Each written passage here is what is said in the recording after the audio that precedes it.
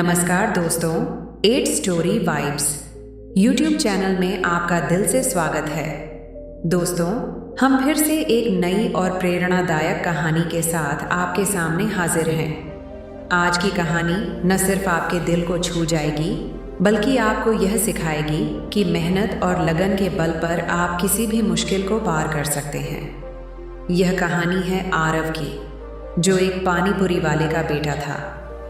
गरीबी और संघर्षों से जूझते हुए उसने कैसे अपने सपने को पूरा किया, यह जानना वाकई प्रेरणादायक है। लेकिन दोस्तों, कहानी शुरू करने से पहले यदि आप हमारे चैनल पर नए हैं तो कृपया इसे सब्सक्राइब करें और बेल आइकन दबाएं, ताकि आपको हमारी हर नई कहानी सबसे पहले मिले। तो चलिए अब बिना समय गंवाए आज की इस खास कहानी की शुरुआत करते हैं। शिवपुरा एक छोटा सा गांव था, जहां हर कोई एक दूसरे से घुल मिलकर रहता था। गांव का माहौल हमेशा गर्मजोशी से भरा रहता था, खासकर जब मोहनलाल अपनी पानीपुरी का ठेला लेकर बाजार में आते थे। यह ठेला हर शाम गांव की गलियों में लगा करता और मोहनलाल अपनी पत्नी सुमित्रा के साथ इसे चलाते थे। मोहनलाल का जीवन बहुत साधारण था, लेकिन वह अपनी मेहनत में कभी कमी नहीं छोड़ते थे। उनके 2 बच्चे थे, आरव और रीमा। आरव, जो अभी 18 साल का था, बहुत ही समझदार और साहसी था।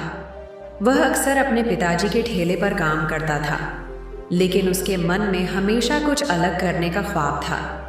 वह जानता था कि अगर उसने कुछ हासिल करना है तो उसे अपनी मेहनत और लगन से ही काम करना होगा। वह अपने पिताजी के व्यापार को छोड़कर पुलिस अफसर बनने का सपना देखता था। आरव के मन में पुलिस बनने का ख्वाब पल रहा था।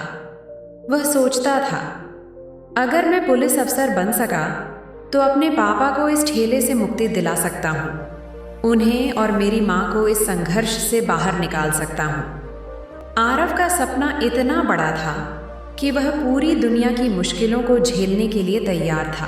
एक दिन उसने अपनी बहन रीमा से कहा, रीमा, मुझे पता है कि इस ठेले से हम दोनों का गुजारा ठीक ठाक हो जाता है, लेकिन मुझे लगता है कि मैं ज़्यादा कुछ कर सकता हूँ। मुझे पुलिस अफसर बनना है।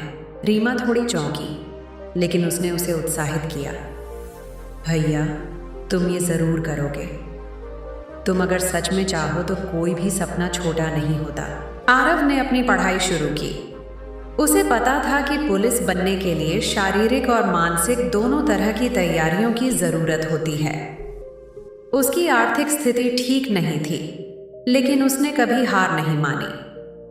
वह दिन में ठेले पर काम करता और रात को अपनी किताबों में खो जाता। गांव के लोग अक्सर उसकी मेहनत पर मजाक उड़ाते थे। एक दिन गांव के एक व्यक्ति ने कहा, पानीपुरी वाले का बेटा पुलिस बनेगा? मुझे तो यह सुनकर हंसी आती है। लेकिन आरव ने इस मजाक को अपने आत्मविश्वास को और भी मजबूत करने के रूप में लिया। गांव में एक रिटायर्ड पुलिस अफसर रमेश सर रहते थे। एक दिन वह आरव को दौड़ते हुए देख रहे थे। उन्होंने आरव से पूछा, तुम इतनी मेहनत क्यों कर रहे हो? आरव ने सच्चाई से कहा, सर, मुझे पुलिस अफसर बनना है, मेरे परिवार के लिए, मेरे गांव के लिए। रमेश सर ने उसे ध्यान से सुना और कहा, बिल्कुल, तुम मेहनत करो, मैं तुम्हारी मदद करूंगा। रमेश सर ने आरव को शारीरिक अभ्यास और सही खान पान के बारे में बताया। वह उसे फिटनेस, दौड़ने की तकनीक और मानसिक ताकत पर काम करने की सलाह देते रहे। कुछ महीनों की कठिन मेहनत के बाद पुलिस भर्ती की परीक्षा का दिन आ गया। आरव ने पहले लिखित परीक्षा दी और उसे अच्छे अंक मिले। अब बारी थी शारीरिक परीक्षा की। शारीरिक परीक्षा के दौरान आरव ने अपने आत्मविश्वास और मानसिक दृढ़ता का पूरा प्रदर्शन किया।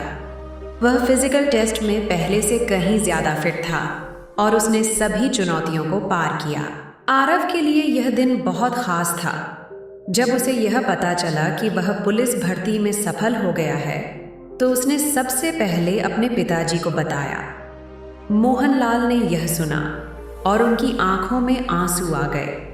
वह अपने बेटे को गले लगाते हुए बोले, बेटा, तूने हमारा सिर गर्व से ऊंचा कर दिया है। आरव ने अपने माता पिता को विश्वास दिलाया कि अब वह उन्हें कभी भी मेहनत करने की ज़रूरत नहीं पड़ेगी। वह खुद अपनी मेहनत से परिवार की स्थिति को बदलने का वचन ले चुका था। आज आरव एक सशक्त और प्रेरणादायक पुलिस अफसर बन चुका है। वह अपनी मेहनत, समर्पण और विश्वास के साथ न केवल अपने परिवार की तकदीर बदल चुका है, बल्कि उसने गांव के लोगों को भी यह सिखा दिया है कि अगर इरादा मजबूत हो तो कोई भी सपना छोटा नहीं होता। दोस्तों, आरव की कहानी हमें यह सिखाती है कि चाहे हालात जैसे भी हों, अगर हमारी मेहनत और आत्मविश्वास मजबूत हो तो हम किसी भी कठिनाई को पार कर सकते हैं। दोस्तों, यह थी आरव की प्रेरणादायक कहानी। अगर आपको यह कहानी पसंद आई हो तो कृपया इसे लाइक करें, शेयर करें और हमारे चैनल एड स्टोरी वाइब्स को सब्सक्राइब करना न भूलें।